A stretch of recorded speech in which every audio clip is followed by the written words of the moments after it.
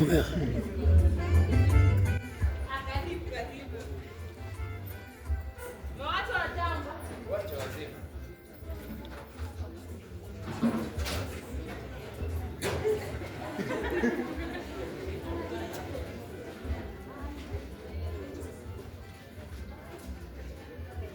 mama.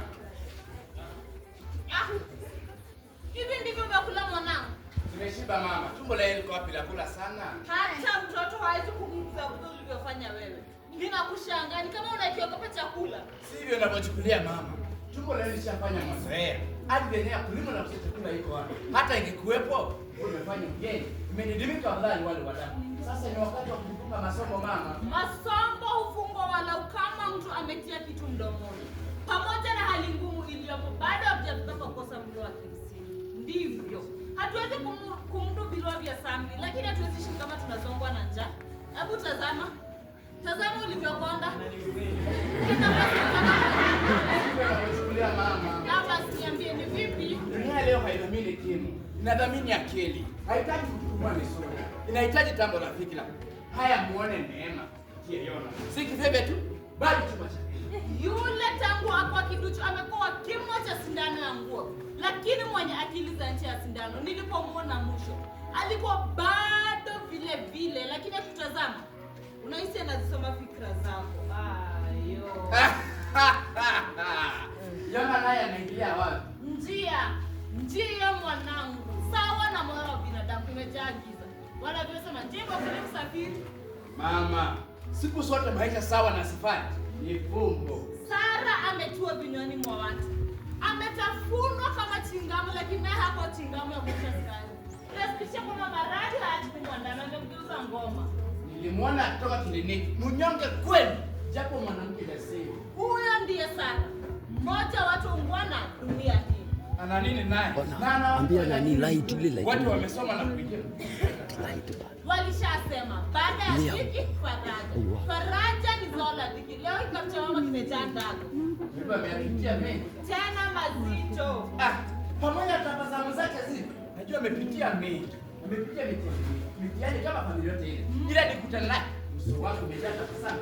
Hata hivi akiwa mimi nishakula. Maisha hapa alimfuka suka mpaka akakama. Kumbe ugonjwa wetu moyo wake hili dogo sasa. Kuna duka hapo mbele. Mwanangu nikwambie ni Sara ameitwa tasa. Wakati mwingine yeye na mnao ameitwa gumba, japo shoka la gumba lilimwokea yeye zaidi kuliko mwenziwe. Lakini mama, si wana watoto au ndio nasema watoto si wao? Damu yao hiyo. Lakini walipata baada ya hodari kuandika hili na lile. Hivyo yamesemwa mengi na siku nyingi kama ilivyo ada ya jamii za Kiafrika. Kwa ufupi, asiyejua safari ya Sara na Yona Kaile akielezwa kwa Yona filamu. Yona na Sara walifunga uchumba na hatimaye kuoana. Ila milango ya baraka watoto ikakawia kufunga. Tulivyo wa Afrika, ikawa tunalijua tatizo kuliko wenye tatizo. Kazi kawa ni kuwasema, kuwalaumu na kuwasuta. Tuliwasema faragani na hadharani. Haikuwa rahisi. Lakini Mungu alijalia familia ile wakati aliuona Bogo.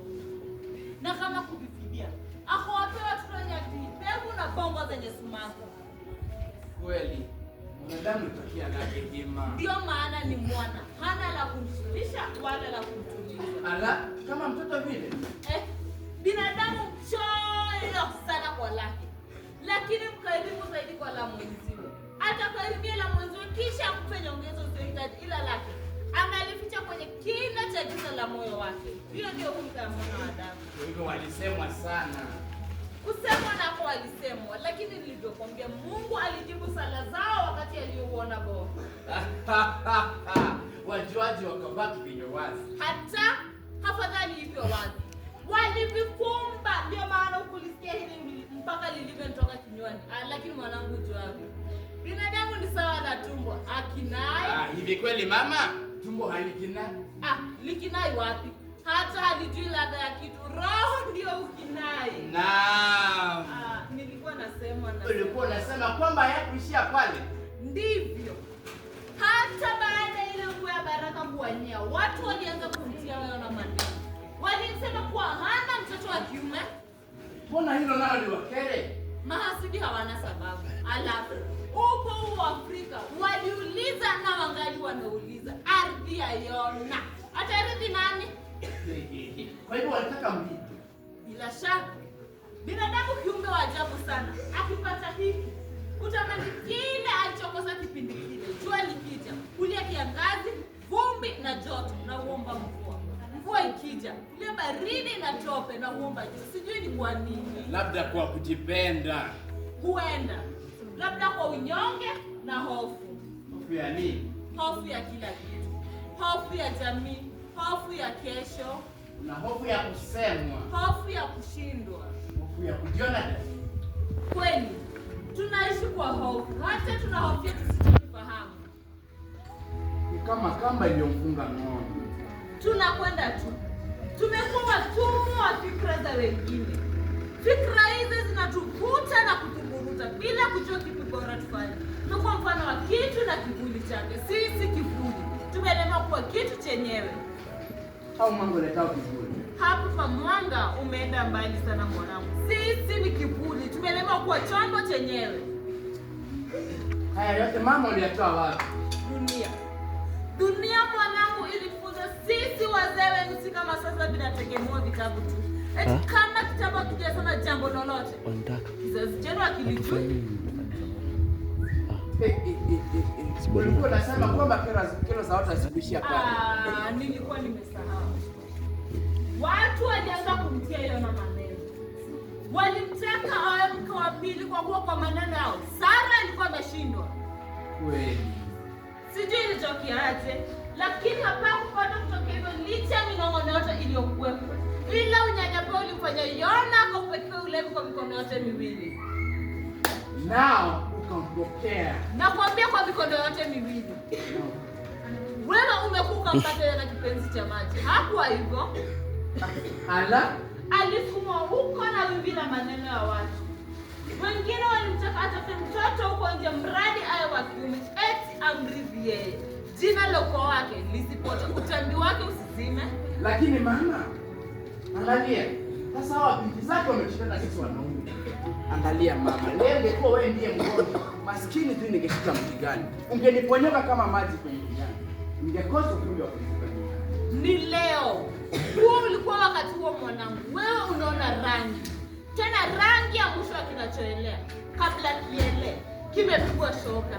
Kimeonja misumeno aina aina. Kimetambaliwa na randa. Na kustahimili makali ya pandasi na kupapaswa na mkwaruzo wa msasa. Aise! Hakuna aliamini kwa Yona na Sara wangeishi pamoja. Pamoja na kero zake. Yona alianza kumpiga Sara. Tena kipigo cha mbwa. Mara kadhaa alimwekea maji baridi kumrejeshea fahamu. Kuna kitabu chote hicho. Hakumzalia mtoto wa kiume. Lakini Mungu ni mzuri, alijibu jinsi hii. Jibu mwafaka ulimwengu wote kuona. Wanasema Mungu hamwachi mja wake, kweli iliyoje. Mama, Mungu si adumani. Mwanangu, mimi nataka kuondoka na kuelekea kwa Sara. Alikuwa amenitumia salamu. Lakini kwa kuwa nilikuwa nimefanikiwa sufuria, nilikuwa na heri nimalize upishi wangu. Haya wasalimie. Jirani nikufahamu. Wanasema leo kwako, kesho kwangu. Hii ni safari. Uwasalimie ule hata nyumbani.